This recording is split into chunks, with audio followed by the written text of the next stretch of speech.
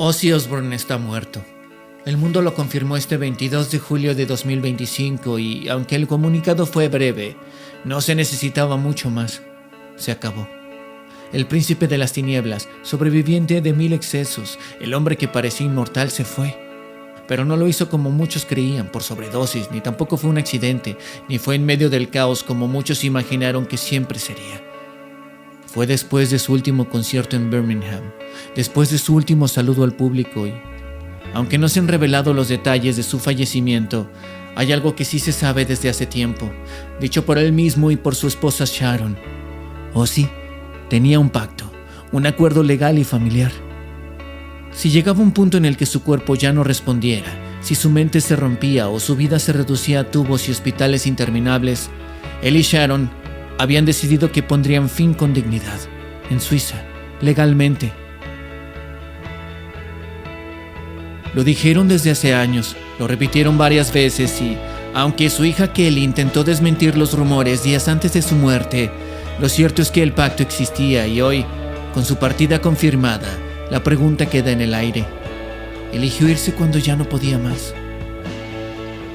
Pero eso no cambia lo que fue, porque Ozzy no necesita leyendas nuevas, él ya era una leyenda de por sí, ya las había generado todas. El tipo que arrancó cabezas de palomas con los dientes en una reunión ejecutiva, el que orinó el cenotafio del Álamo mientras usaba un vestido de su esposa, el que mordió un murciélago en pleno concierto sin saber que era real y tuvo que ser inyectado contra la rabia. Ozzy fue arrestado, vetado, internado y señalado y se volvió todo un ídolo. Él no se vendía como estrella, se vendía como un caos viviente y la gente lo amaba por eso.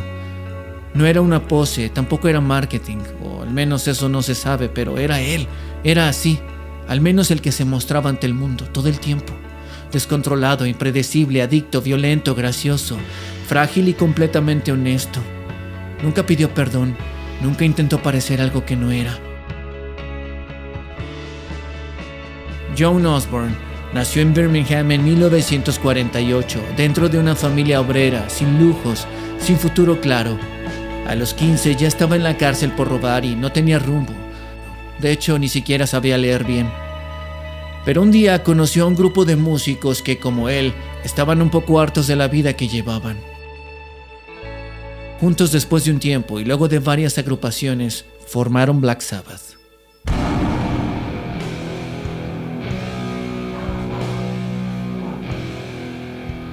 Fue allí que empezó todo. Mientras el resto del mundo buscaba paz, ellos hablaban de guerra, de muerte, del diablo, de las sombras. Inventaron el heavy metal sin saberlo. Tony Iommi resulta que, trabajando en una fábrica irónicamente de metal, se rebanó los dedos con los que tocaba los trastes de la guitarra. Pensó que era su fin, pero se hizo unas prótesis él mismo, para luego reducir la afinación de la guitarra y entonces meterle distorsión y tocar como nunca. Ozzy Osbourne se convirtió en la cara de esa nueva religión.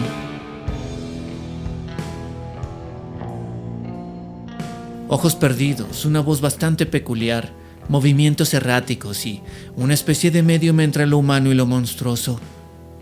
Pero ni siquiera eso fue suficiente porque, a pesar de su éxito, lo echaron de Sabbath. Estaba demasiado jodido, demasiado intoxicado.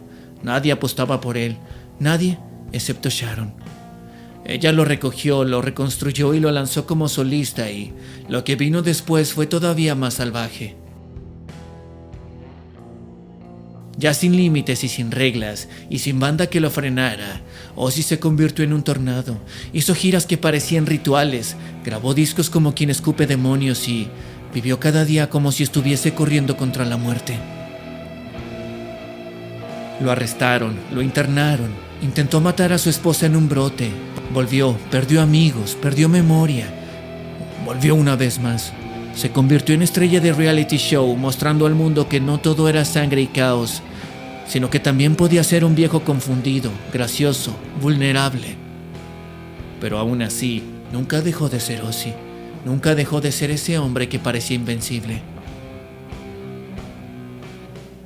En los últimos años, Ozzy Osbourne ya no era el mismo. La voz seguía allí, pero el cuerpo le fallaba cada vez más. Se le notaba en los movimientos, en las entrevistas, en la mirada apagada que contrastaba con la furia que alguna vez encendió estadios. Desde que fue diagnosticado con Parkinson, cada aparición pública era más difícil de ver. Las caídas se volvieron frecuentes, las cirugías también. La columna lo tenía al límite y, aunque intentaba mostrarse entero, no podía ocultar que su estado se deterioraba rápido. Canceló giras, se disculpó con sus fans, prometía volver, pero no siempre lo lograba. El dolor ya no era algo que pudiese ocultar con lentes oscuros y chamarra de cuero. Era evidente, y para alguien como él, eso debía ser insoportable. La prensa seguía pendiente de cada movimiento. Cualquier ausencia en redes sociales bastaba para desatar rumores. Su familia, especialmente Sharon, intentaba mantener una imagen de control, pero él nunca fue de controlar nada. Durante décadas vivió como si estuviese escapando de algo. Dormía mal, soñaba peor, tomaba todo lo que podía meterse por la nariz, incluso hormigas, o cosas por la boca o por las venas. Sobrevivió a sobredosis que habrían matado a cualquiera, incluso fue estudiado por científicos para saber por qué seguía vivo. Aún así, nunca se hizo la víctima. Él siempre dijo que era un milagro estar vivo, que no entendía por qué y, cada vez que lo decía, no sonaba como una broma. Más bien, sonaba como una confesión. En su última entrevista, apenas un año antes de morir, dijo algo que no pasó desapercibido. He hecho cosas que no recuerdo, cosas que me persiguen, pero sigo aquí. No sé cuánto más. Solo espero irme y en mis propios términos. Nadie le dio mucha importancia. Ozzy siempre fue así, pero ahora, con los hechos encima, todo toma otro peso. La fecha, el lugar, la forma.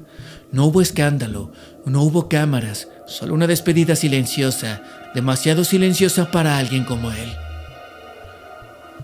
Durante sus últimos meses, dejó de hacer apariciones públicas. Su voz desapareció de los medios, no hubo fotos recientes, solo declaraciones sueltas de sus hijos, desmintiendo lo inevitable, diciendo que no estaba muriendo, que todo estaba bien, pero el silencio de Ozzy pesaba más que cualquier comunicado. Él nunca había sabido quedarse callado tanto tiempo. Era como si ya no tuviera nada más que decir, como si la decisión ya estuviese tomada desde antes. Su esposa lo sabía, lo habían hablado, y no solo una vez, sino bastantes. Lo habían dicho frente a micrófonos, frente a cámaras, sin miedo, que si llegaba al punto, él no lo iba a permitir, que no se iba a quedar encerrado en una caja sin poder moverse, que iba a esperar que la vida lo abandonara. Prefería irse él primero y, si lo hizo o no, si realmente concretó lo que alguna vez dijo, nadie lo sabe realmente, pero el tiempo, la secuencia, los detalles, todo apunta a un final controlado. Nadie lo encontró desplomado, nadie lo vio conectado a aparatos, solo se anunció su muerte y se pidió privacidad. Sencilla, fría, irónica. El hombre más ruidoso del rock se fue en silencio.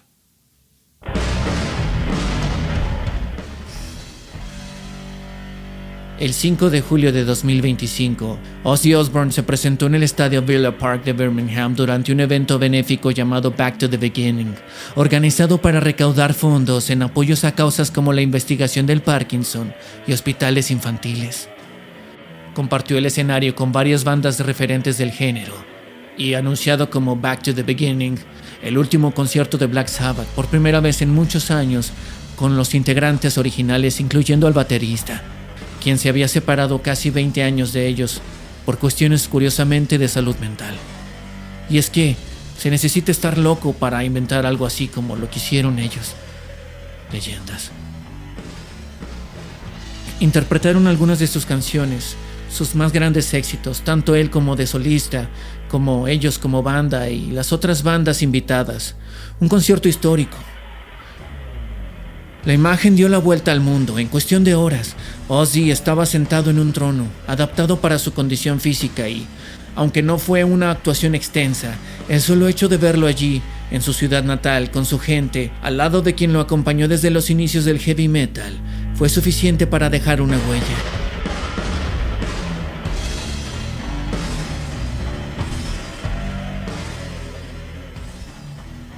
Pero no se anunció que sería su última aparición. No se presentó como un concierto de despedida. No hubo anuncios oficiales ni declaraciones posteriores que señalaran que esa presentación en específico estaba diseñada como cierre. Fue lo que fue, un evento benéfico, una interpretación puntual, una aparición sorpresiva que, en retrospectiva, terminó siendo la última vez en la que el mundo habría visto a Ozzy Osbourne cantando en vivo. Después de ese día no se registraron nuevas apariciones públicas, no hubieron conciertos programados, ni comunicados que anticiparan su estado de salud. Solo pasaron 2 semanas y, el 22 de julio, su familia confirmó su muerte.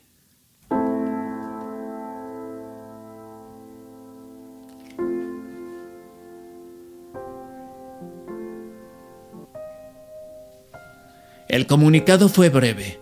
No se ofrecieron detalles adicionales y tampoco se explicó la causa ni se revelaron circunstancias específicas. La noticia se expandió con fuerza y el mundo entendió de inmediato que había terminado una era y aunque ese último concierto no se promocionó como un adiós, no hubo necesidad de que alguien lo dijera porque así lo fue. Esa fue la última vez que Ozzy Osbourne estuvo frente a un público. Esa fue la última vez que su voz sonó en vivo y algo así como lo que sucedió con Kurt Cobain, su último concierto, grabado, como meticulosamente planeado, parecía un funeral. Ahora viéndolo una vez más, con este contexto, entiende uno por qué se le cortaba tanto la voz cuando cantó Mama I'm Coming Home. Una leyenda. Si firmó su muerte o no, finalmente eso no lo sabemos, pero con todas las locuras que hizo, no lo dudamos ni un poco. Hoy muere Ozzy Osbourne, pero nace su leyenda. ¿Cómo? ¿No era él una leyenda antes de que él muriera? El príncipe de las tinieblas. Finalmente, la verdad es todo lo que tú te creas. Yo soy Julián Caballero. El mundo entero y sus historias caben en este pequeño rincón. Gracias por visitarme. Visita mi canal de música.